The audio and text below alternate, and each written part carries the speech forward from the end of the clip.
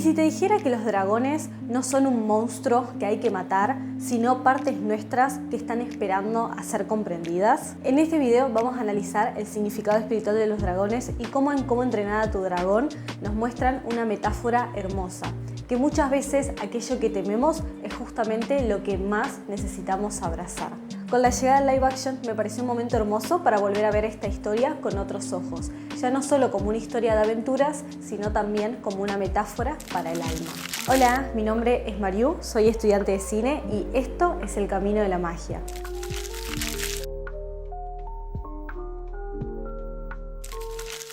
Como siempre, en este canal analizamos películas desde una perspectiva espiritual, pero también tenemos un podcast donde hablamos con invitados sobre todas aquellas cosas que nos pasan mientras transitamos el camino espiritual. Por otro lado, tenemos otras entrevistas en Filosofando al Aire, donde debatimos sobre temas mucho más amplios con personas de otros nichos. Por ejemplo, hablamos sobre física cuántica, hablamos sobre cine, hablamos sobre mitología. Así que si también te interesan estos temas, te invito a que los veas.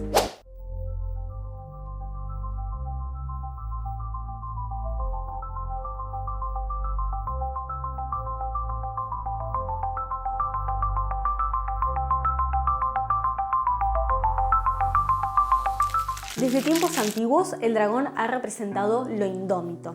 En las culturas occidentales, el dragón siempre fue visto como algo que hay que vencer, ya que representa el caos, el miedo, aquello que no se puede controlar. Mientras que en culturas orientales, el dragón representaba la sabiduría, la energía vital. Era un animal sagrado que estaba en comunión con el universo. Y en Cómo entrenar a tu dragón, esta dualidad aparece. Vemos que los humanos le tienen miedo a los dragones, que los quieren matar, hasta que aparece Hippo, un personaje que elige verlos no como un monstruo a estos dragones, sino que decide vincularse con ellos desde otro lugar. Ya no los mata, ya no los domina, sino que los abraza. Y fue esta decisión que él tomó que hizo que cambie completamente el rumbo de su pueblo y el suyo propio. Desde la psicología junguiana, el dragón representa la sombra, aquella parte de nosotros que no queremos ver o que nos enseñaron a rechazar. Antes de conocer a Chimuelo, Hippo se rechazaba a sí mismo, porque su pueblo, hasta incluso su propio padre, lo rechazaban. Hippo, que si quieres salir un día a pelear con dragones, tienes que cambiar todo esto. Pero acabas de señalarme completo. Sí, eso es. Tienes que dejar de ser tú. No eres un vikingo. No eres mi hijo. Pero luego vemos que lo conoce a Chimuelo, al principio con un montón de temor, porque además si vemos a Chimuelo como la representación de la sombra de Hippo, vamos a ver que Chimuelo mide 2 metros, es enorme, es de color negro, es de los dragones más temibles, pero Hippo al momento de verlo genera una alianza con él, es esa sombra que él elige aceptar. No quise matarlo porque se veía tan asustado como yo. Y cuando lo vi, entonces me vi a mí mismo. Y cuando él acepta esa sombra que había adentro suyo, a través del personaje de Chimuelo, empieza a desplegar todo su potencial, empieza a valorar cuáles son sus dones y a través de eso generar una transformación no solamente en sí mismo, sino también para su pueblo. Cuando nosotros dejamos de pelear con aquello que somos y empezamos a vincularnos con eso, es cuando ocurre la verdadera transformación. En la isla de Berk, los dragones representan la naturaleza salvaje. Y como tantas veces en la historia de la humanidad, lo salvaje se termina convirtiendo en un enemigo. ¿Por qué? Porque bueno, la naturaleza es completamente impredecible. Pensemos que si se venía una nevada muy fría, el pueblo podía pasar hambre. Si se venía una tormenta muy fuerte o una inundación, podía quemar, ahogar las cosechas. Entonces siempre fue algo a lo cual tenerle respeto y tenerle miedo, pero nunca vincularse. Y eso en algún punto también viene un poco con la cultura occidental que tenemos de mirar mucho desde nuestra propia individualidad, ¿no? Desde nuestras propias metas y desde nuestros propios intereses, olvidándonos que en realidad somos seres que estamos como en comunión y en conexión con todo nuestro ambiente, con todo lo que nos rodea. Algo que esa es una perspectiva que viene mucho de lo oriental, ¿no? En lo oriental sí se percibe, por ejemplo, no solo el dragón como algo sagrado, sino también la comunión con todo lo que nos rodea.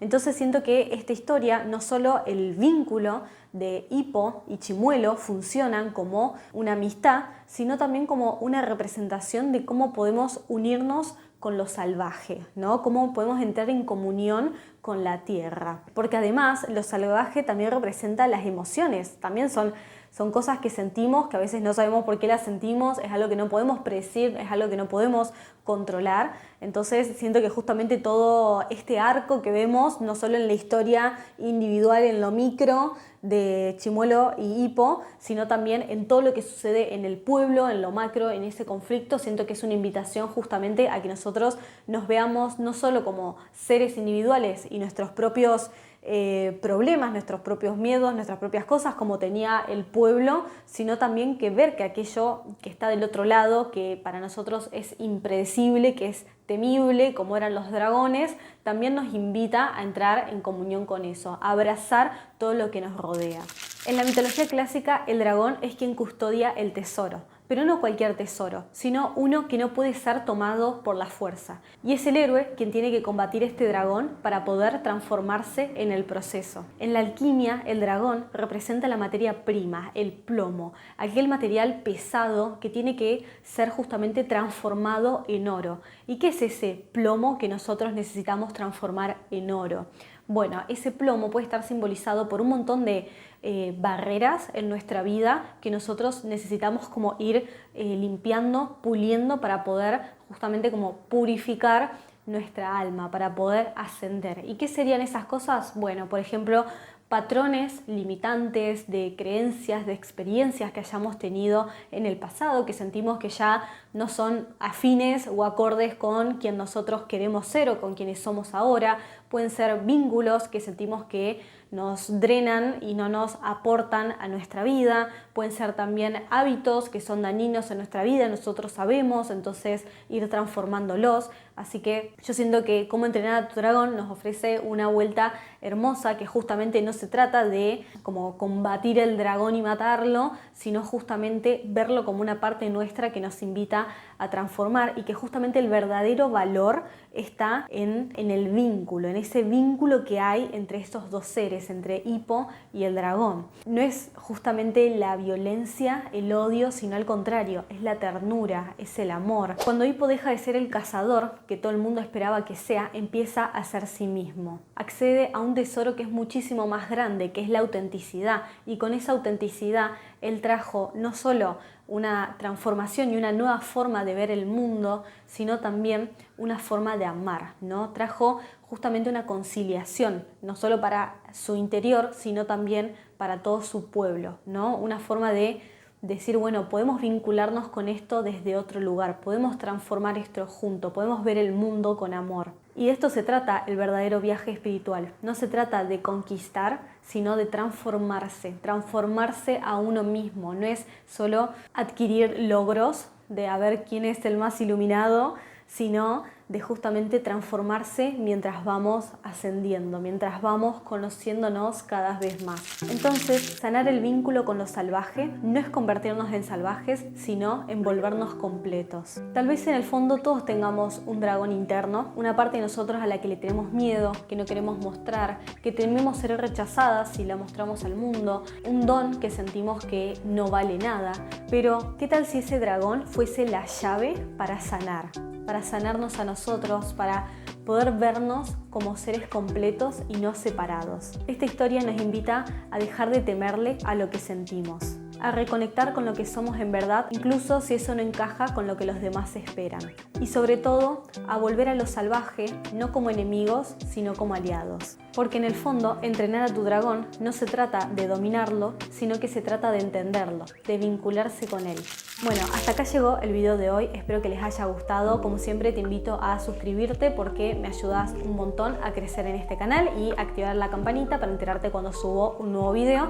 Y como siempre los invito a que me sigan en Instagram porque ahí estoy más activa durante el cotidiano y hablamos de un montón de temas también sobre mitología, hablamos sobre cine, hablamos sobre metafísica, hablamos de un montón de temas que pienso que te pueden gustar. Así que nada, hasta acá llegó el video de hoy y nos vemos en un próximo video. Bye bye.